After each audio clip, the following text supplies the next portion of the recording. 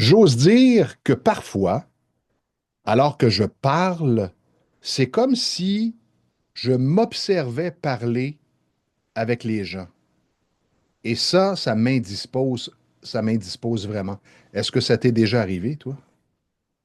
Oui, ben en fait, moi je vois ça en termes un peu sportifs, là. Ça, dans ce temps-là, c'est être dans la zone.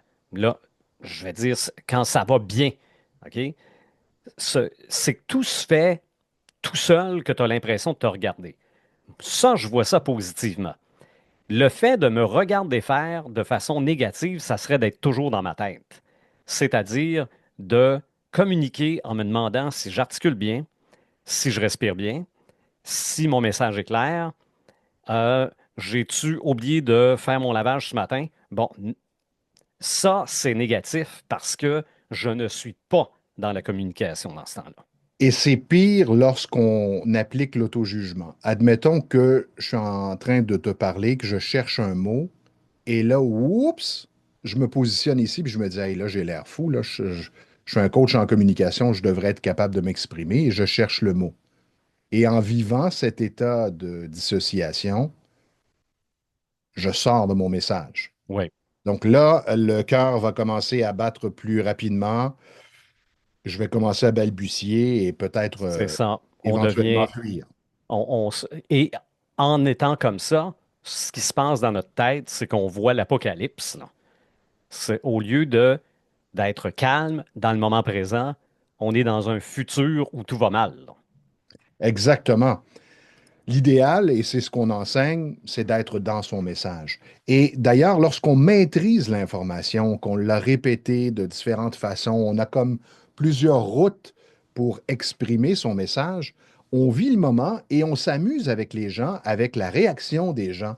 On observe comment les gens reçoivent le message Oui. et on peut s'ajuster au fur et à mesure. Parce que le, notre concentration en tant que communicateur devrait être sur les gens à qui on communique. Dès Ça se qu'on, passe là, là. c'est ça, dès que l'attention est ailleurs, sur, bon, le mot qu'on cherche ou peu importe, la communication est moins optimale. Oui, parce que lorsque je communique un message, bon, je transmets de l'information. Alors, parfois, j'ai des clients qui me disent, ah, moi, si mon message est clair, je suis content. Et comment tu vas mesurer qu'il est clair? Ben, quand j'ai l'impression que c'est fluide dans ma tête et que j'ai dit tout ce que j'avais à dire. Et là, ma réponse, c'est OK, ça, c'est la première partie.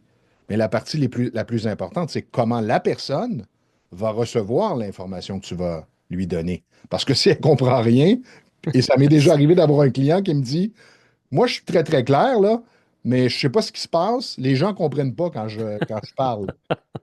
Je suis clair pour moi.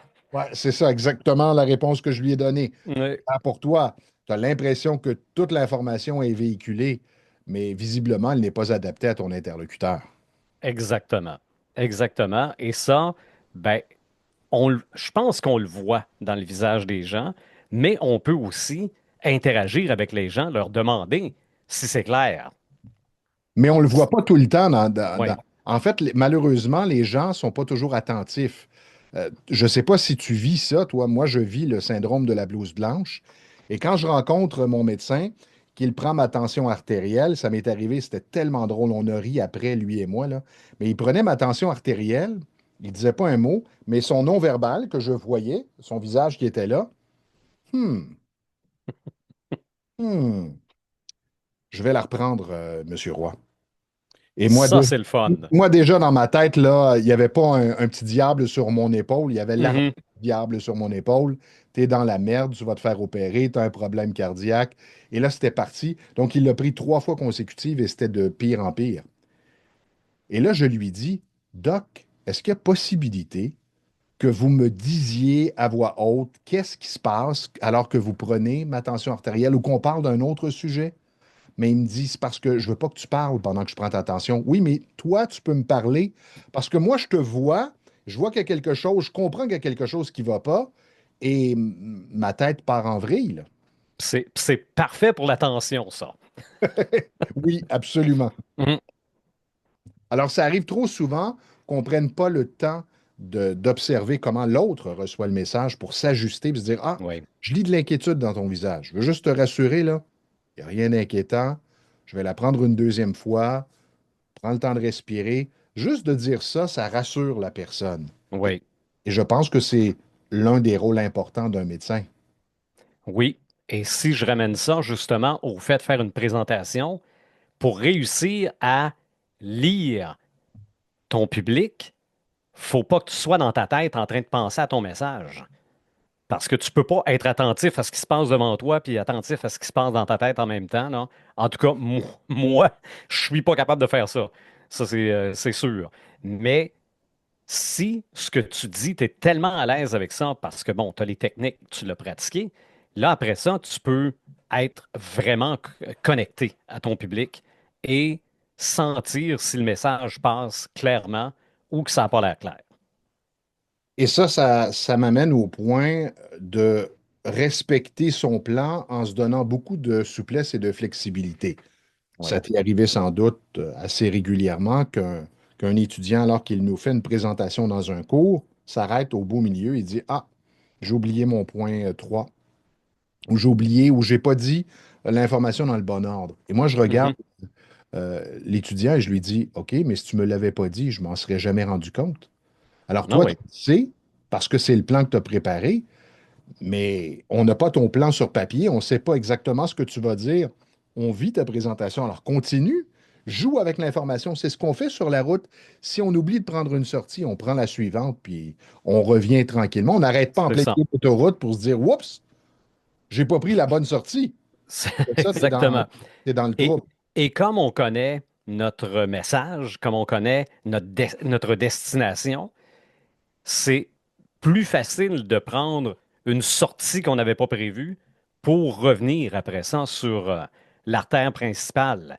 Mais si c'est pas préparé, un peu décousu, et que là, on prend un petit chemin qu'on n'avait pas prévu, il y a de grosses chances qu'on se perde. Mais si on est prêt, l'important dans une présentation, ce ne sont pas les mots, ce sont les idées. Donc, Ouais. si les idées passent, si on a capté l'attention jusqu'à la fin et qu'on a terminé ça sur une note forte, que ce soit pas sorti comme on voulait que ça sorte ou qu'on pensait que ça sortirait, moi, je pense que l'objectif est atteint, non? Et c'est aussi l'expérience qu'on fait vivre aux gens qui compte. Dans Oui, un film, lorsqu'on regarde un film ou une série, qu'est-ce qui est important? Que la série soit bien écrite, qu'on comprenne bien tout le déroulement ou qu'on vive une belle expérience, qu'on ressente plein d'émotions en vivant cette série c'est ou ça. ce film. Et que la fin vaille la peine. C'est- Exactement. Il y a plein de séries qui nous ont fait vivre des émotions, mais qui ont mal terminé. Et on reste avec ce goût amer en bouche C'est ça. en Oui, repensant à cette série. oui. Ne pas avoir peur de jouer avec l'information et de jouer avec ce qui nous indispose, se rendre vulnérable. Les gens veulent être parfaits. On entend souvent la performance. Même lorsqu'ils suivent un cours, on est au cours 2 ou 3 et l'étudiant me dit, ouais, j'espère que je vais offrir une belle performance aujourd'hui. Moi, je le regarde, je lui dis, écoute, tu es dans un cours, tu n'es pas dans une compétition. Mhm. T'es pas évalué. Tu es là pour expérimenter. Alors, enlève-moi cette pression-là et vas-y, expérimente. C'est un laboratoire. Oui, absolument. Moi, je fais souvent le parallèle avec un entraîneur de plongeon. Moi, je dis, si Stéphane et moi étions des entraîneurs de plongeon, on en a vu des gens faire des flats, puis c'est bien correct comme ça, non? Ça peut arriver. Maintenant, qu'est-ce qu'on fait avec par la suite, là? Exactement.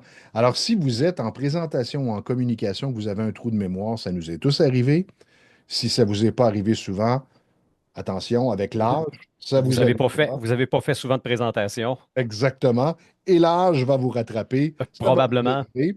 Et là, tu cherches, tu cherches, tu cherches. Plus tu cherches, moins tu trouves. Alors, quand tu lâches prise, puis tu dis, bon, l'acteur qui a joué dans Top Gun, comment il s'appelle? Là? Ah, ça me viendra plus tard. Ben, souvent, soit l'autre, l'interlocuteur va nous le dire, ou ça va nous revenir plus tard. Mais l'important, c'est de continuer, puis Mhm. ne pas trop se prendre au sérieux, sans quoi on fige tout ça. Et Oui, là, tu crée un malaise. On parlait d'expérience. Si je ne suis pas à l'aise avec toi aujourd'hui, tu vas le ressentir et les gens qui nous écoutent vont le ressentir et le vivre aussi. absolument. Il y a plus de chances qu'on se rappelle d'un orateur ou d'une oratrice mal à l'aise de ne pas trouver le mot qu'elle voulait dire que de se rappeler qu'elle a trébuché sur un mot ou qu'elle ne s'est pas rappelé du nom de l'acteur de Top Gun. Là. Donc, c'est ça, c'est de poursuivre, tout simplement. Alors, tu vas avoir la chance de réfléchir pendant que je vais raconter mon anecdote, mais réfléchis à une anecdote, un moment à la radio ou peu importe où tu as vécu justement cette difficulté, soit te bafouiller, t'as oublié, t'as fait une erreur. Moi, on me pose souvent la question, l'une des pires situations, je donnais une conférence et j'ai oublié ma bouteille d'eau dans ma loge. Alors, j'arrive sur scène, je commence ma conférence et éventuellement, ma bouche est sèche. Je continue. Et là, ma bouche est de plus en plus sèche. Et là, j'ai l'impression que tout va se figer. Et là, dans ma tête, je me dis, waouh, qu'est-ce que je fais? Et j'ai simplement dit aux gens, à la blague, je leur ai dit, en ce moment, je réalise, alors que je vous parle, que je n'ai plus du tout de salive en bouche. Parce que j'ai oublié ma bouteille d'eau dans ma loge. Je ne sais pas si je vais être capable de me rendre au bout de ma conférence. C'est comme un vieux bolide qui manque d'essence. Et alors que je racontais ça, les gens riaient et je pense que j'avais une vingtaine de bouteilles d'eau. OK. Les gens venaient me porter des bouteilles d'eau. Alors, le moment qui aurait pu être très inconfortable pour moi est devenu Oui, un moment cocasse et sympathique pour tout le monde. oui. En ce qui me concerne, le premier été où j'ai eu à remplacer sur l'émission d'affaires publiques à une des stations de radio où je travaille, c'était des pauses publicitaires assez courtes où je dis avant la pause publicitaire, au retour, je m'entretiens avec telle personne. Donc, pendant la pause publicitaire, j'appelle la personne, je n'ai pas de réponse. Oh. Et là, la pause publicitaire est courte. Je suis seul en studio alors que le journaliste, lui, devait faire les nouvelles à notre autre station. Faut que je parle. Faut que je parle jusqu'à temps que le journaliste revienne. Donc ça a été assez difficile. Ou aussi, c'est vrai, encore dans le cadre de la même émission, nous avions des problèmes de téléphonie IP. Je n'étais pas capable de moi appeler, mais j'étais capable de recevoir des appels. OK? Et là, je disais à l'invité que s'il m'entendait De de t'appeler. m'appeler, là, exact. Et il m'a entendu et il m'a appelé, bonne nouvelle. Mais dans ce temps-là, je me dis, oh, j'aurais dû me préparer un filet de sécurité. Mais oui, on improvise en anglais, en anglais de Show Must Go On, le spectacle doit continuer, là. Ça, c'est ce qui m'est arrivé. Alors, si on récapitule, l'important, c'est d'être associé à son message, donc Oui, dans son message quand on communique. Ensuite, se donner de la souplesse, être suffisamment bien préparé pour jouer avec l'information c'est ça. et avoir les yeux sur les gens qui sont devant nous pour s'ajuster. Exactement. Avoir un plan, quitte à prendre une petite sortie imprévue, mais qui nous permet de revenir à notre plan initial. Moi, je pense que c'est la base d'une bonne communication. Et après ça, parler aux gens qui sont devant nous, sortir de notre tête. Oser la vulnérabilité pour faire vivre une belle expérience aux gens et créer cette empathie aussi Mhm, et augmenter son capital de sympathie aussi c'est lorsqu'il ça. est en Ça, présentation. ça permet de connecter avec les gens. Alors, coach, mission accomplie, beau travail. Merci, coach.